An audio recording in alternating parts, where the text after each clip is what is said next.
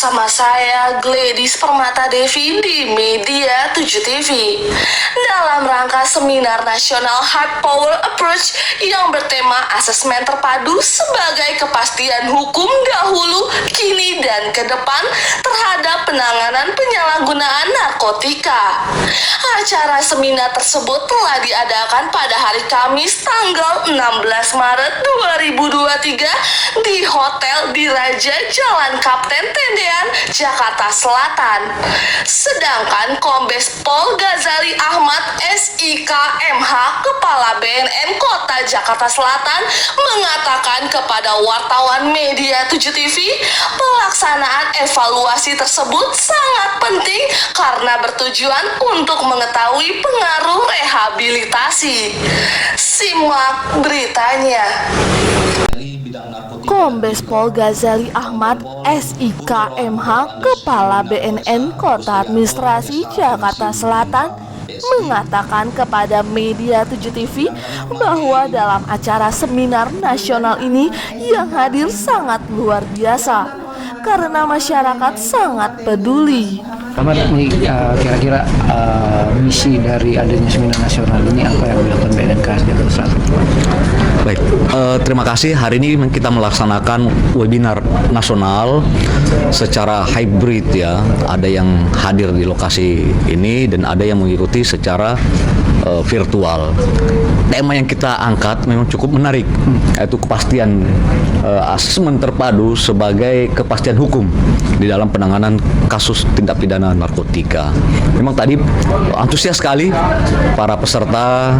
Kita lihat dari yang hadir luar biasa, yang ada di tempat ini semua kursi penuh, kemudian yang secara virtual juga sampai kuota itu habis ya, harus kita alihkan ke medsos kita.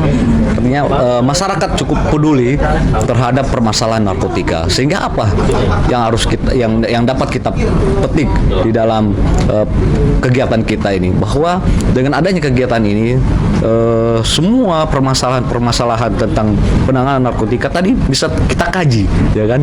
Kita kaji, kita gali. Yang mudah-mudahan ke depan ini bisa mendapatkan beberapa solusi-solusi terbaik bagi teman-teman penegak hukum yang tergabung dalam tim asesmen terpadu. Nah, untuk remaja Jakarta Selatan khususnya, untuk para orang tua yang terkadang anaknya sudah terkena jadi korban, apa himbauan dari BNK? Ya, tadi kan sudah dibataskan. Artinya ada yang dikatakan pengguna, mana yang dikatakan dia pengedar, atau juga dia sebagai produsen. Ini harus dibedakan. Kalau memang apalagi di kategori anak-anak ya, artinya ini tidak boleh dia digabungkan. Umpama itu kalau kasusnya berlanjut ke dalam suatu proses pengadilan, nanti di penjara dia bergabung. Anak kita ini, dia yang tadinya hanya pemakai coba-coba, atau sekali-sekali, ini akan semakin jadi. Nah, ini penekanan tadi yang disampaikan oleh Bapak Inspektur Darmawel, ini harus dipisahkan. Sehingga perlu dibuat lagi penambahan tempat rehabilitasi. Kan tadi baru kurang lebih 119 ya se-Indonesia, cukup sedikit sekali. Sehingga perlu terobosan-terobosan kerjasama dengan pemerintah daerah untuk membangun tempat-tempat rehabilitasi. Bagaimana bagi diperuntukkan untuk pengguna yang coba-coba ini, ya kan? Kita harus direhab. Jadi jangan dia berbaur di dalam satu sel, nantinya kalau dilanjut sebagai di tempat pengedar, atau dia juga perusahaan ini atau bandar tadi katakan, ini semakin jadi. Ini harus dipisahkan dia, sehingga perlu adanya rehabilitasi gitu ya. Ada klasifikasi berarti? Ada klasifikasinya. Harapannya Pak untuk pemuda di Indonesia khususnya? Ya, harapan kita untuk generasi muda, tidak hanya kita, tapi kita semua masyarakat, untuk terus menggelorakan semangat pencegahan, pemberantasan penyalahgunaan narkotika. Artinya apa? Kita tidak ingin korban-korban berjatuhan sehingga meninggal dunia karena narkotika. Ini harus kita rem dengan kesadaran kita masing-masing. Tidak boleh diam, suarakan terus tentang bahaya penyalahgunaan narkotika.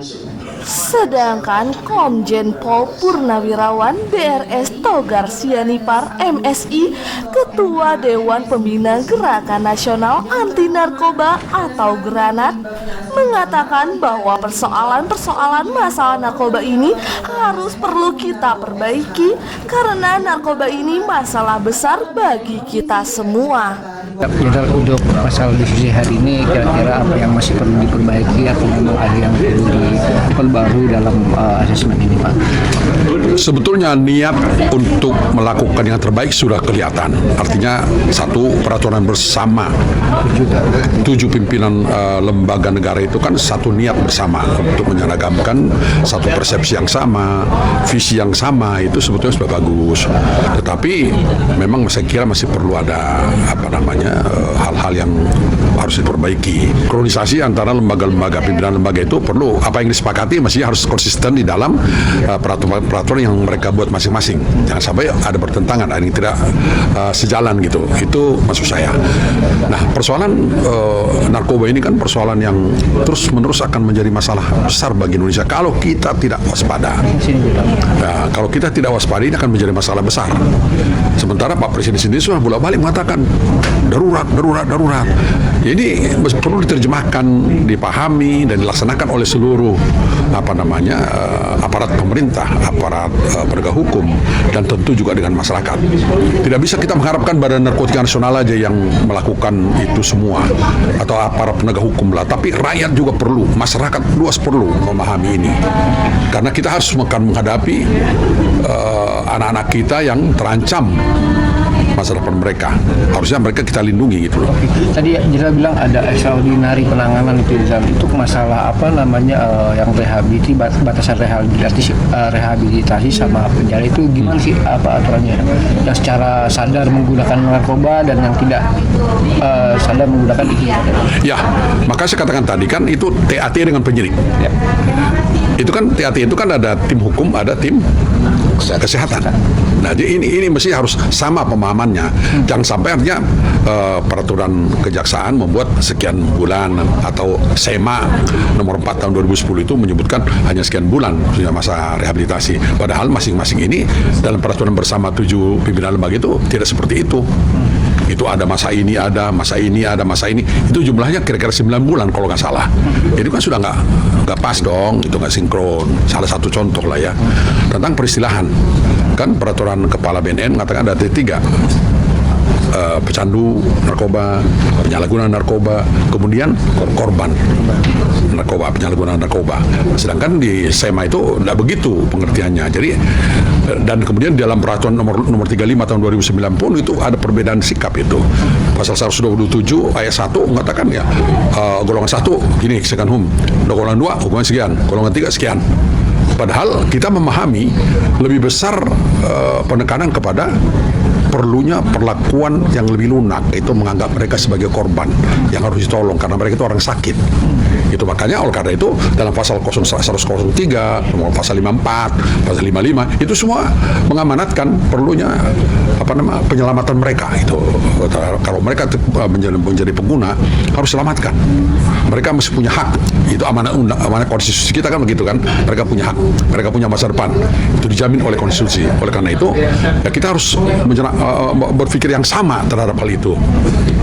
Maka semua peraturan-peraturan yang ada di bawah konstitusi negara ini sebagai grand norm itu mestinya harus sejalan dengan apa yang sudah diamanatkan di bawah-bawah ini. Peraturan di bawah ini harus sejalan, selaras gitu. Untuk efek jerah kan ada nih korban yang dari rehabilitasi lebih dari 2 kali tertangkap itu. Gimana kira-kira menurut Jenderal? Ya itu saya katakan tadi TAT yang menentukan itu TAT. Jadi artinya kalau memang dia sudah terlibat itu penekanannya kepada kan tindak pidana yang dilakukan tindak pidana.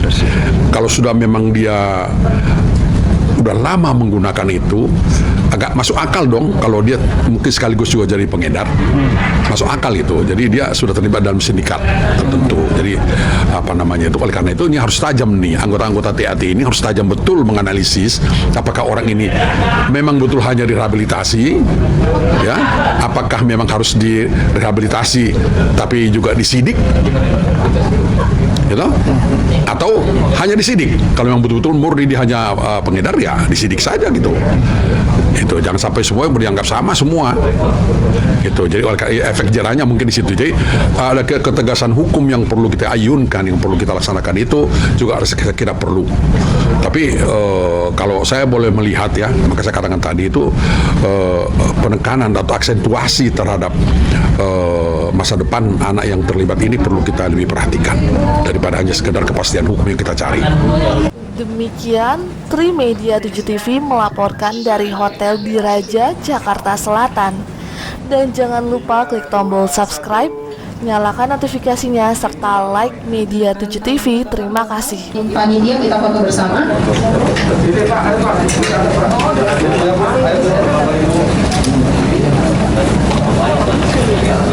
Ya, oke.